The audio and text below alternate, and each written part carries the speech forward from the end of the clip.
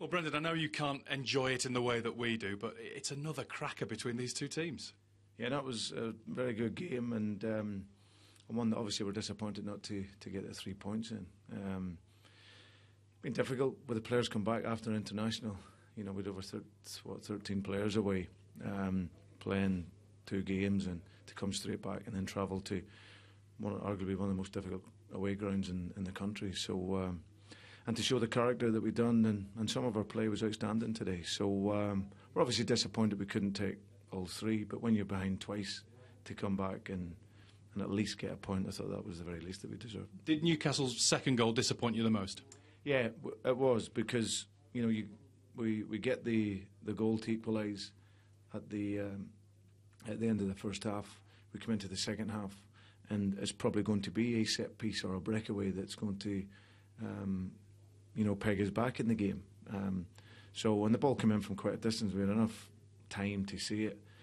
But I thought from that, as I said, the players kept going. They picked themselves up again, and obviously at 2-1, Newcastle are hanging on and fighting for their life, and give credit to them as well. I think, as I said, they had a difficult day here last year when we played, so it's credit to them as well. They get some top players, and they're a very good side. But for us, we continue to create chances, create openings. We probed, and some of our play, like our combination play for the second goal, was very good.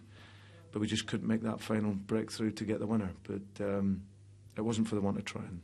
Those two again, you know you've got a good strike force when they get a nickname. Luis Suarez involved in both goals.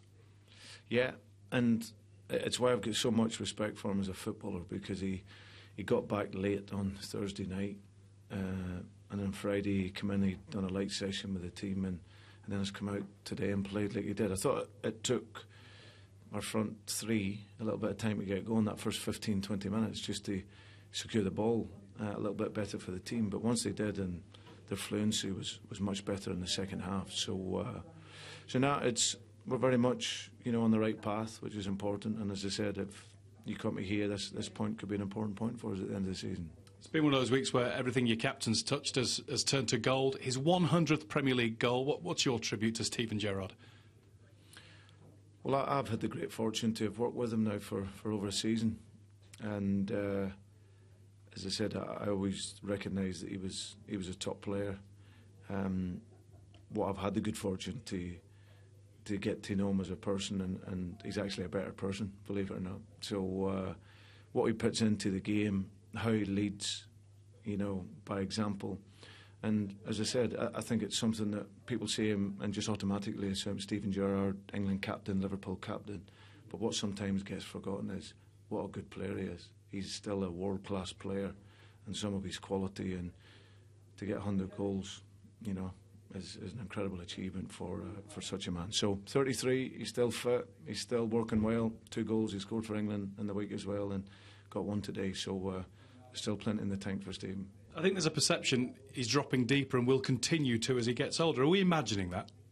Yeah, I think so. I think it's one where, I think when he plays for England, sometimes he sits in, but a lot of the time he's got that licence to move forward a wee bit. I think probably subconsciously for Steven, he takes a greater responsibility here, at Liverpool, because it's a young team, it's a team that's evolving. But some of his movements, he still penetrates, which is important. Whatever we play, whatever our triangle is in midfield, whether we play with 2 behind and a number 10, or a single pivot and 2, we always will have 2 attacking players in there. So, as I said, that's important in our game. So he's still got that licence to be offensive.